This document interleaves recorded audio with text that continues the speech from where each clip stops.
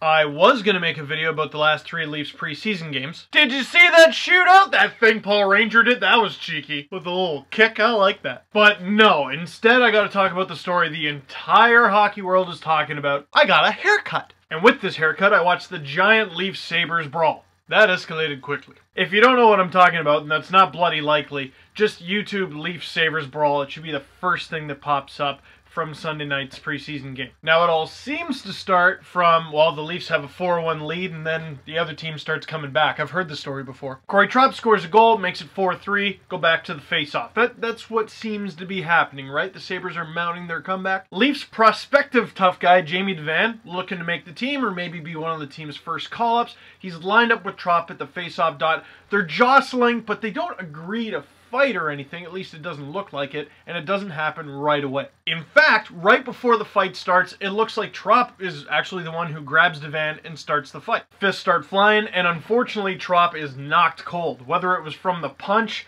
from his head hitting the ice without a helmet, or both, Trop was out and needed help off the ice. Then you know what happens from there. John Scott lines up with Phil Kessel at the ensuing face-off, tries to mug him, all hell breaks loose, and now it looks like a couple Leafs are going to get suspended. Now, a few things with, you know what, I'm going to take these off. You'd be amazed how hard it is to operate a computer with boxing gloves on. Phil Kessel, probably going to get suspended, whether it's just preseason or it bleeds into the regular season, I don't know, for his 2 slashes on John Scott, and that's the problem, not 1, 2. Look, if John Scott tried to mug me, that's all I would do. What am I going to do, fight him? What's going to get Kessel suspended was that second Happy Gilmore swing that he took at Scott after. I just cut the bed in half. I don't know what Kessel's going to get for that. I'd like to know what you think. David Clarkson is going to get a 10-game suspension. He's gonna. Left the bench in the middle of a fight. It really doesn't matter what Clarkson did, other than he left the bench. You have to suspend Clarkson because you can't set the precedent that it's okay to leave the bench. But I gotta say, I feel a little bad because I think his heart was in the right place. He took his gloves off, but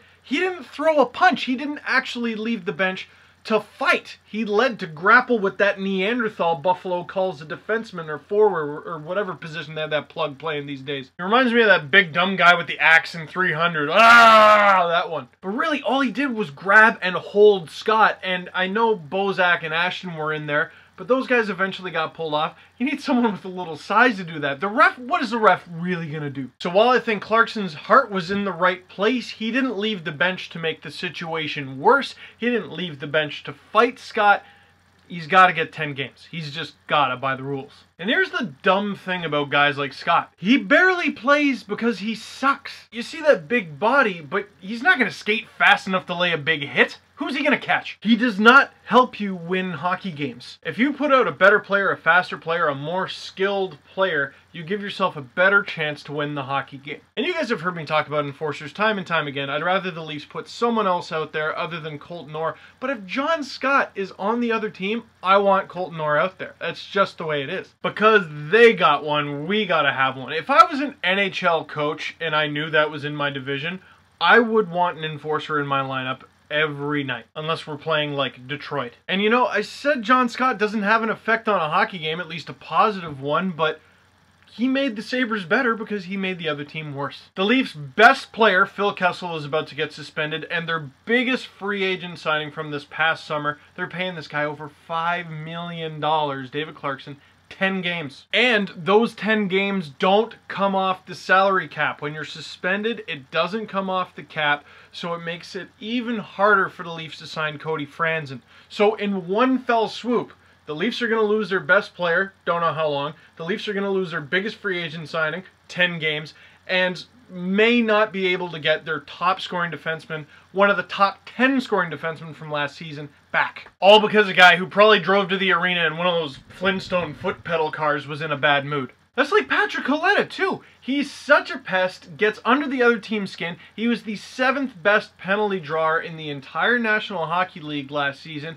But if you just leave him alone, he's powerless. What's he gonna do? Score? But he might do something dumb, like headbutt one of your players, which he's been suspended for, or check one of your guys from behind, which he's been suspended for. So I want my big meanie on the ice when he's there. And then there's Randy Carlyle saying that he put Kessel out there to diffuse the situation, because surely John Scott wouldn't go after Kessel. And I just wish Kessel had backed up a little further from Scott, Because imagine, if you will, Scott takes off his gloves and then he can't catch Phil or any of the other Leafs because he's a bum. Imagine how funny and humbling that would look. And I want to criticize Carlisle for putting Kessel out there, but if there truly is this code that everyone's always messaging me about, Scott does not go after Kessel. Shut your face with the code. Everyone's got it until they don't. And even better, if the Sabres are as bad as they're expected to be this season, especially if Ryan Miller can't pull it together, there's going to be more of this. A lot of you made this joke on Twitter. Ryan Miller stopped more punches than pucks last night. Jonathan Bernier kind of kicked his ass. So I got a few questions for you before we go. Should Phil Kessel be suspended? Why or why not? And for how long, if yes? David Clarkson,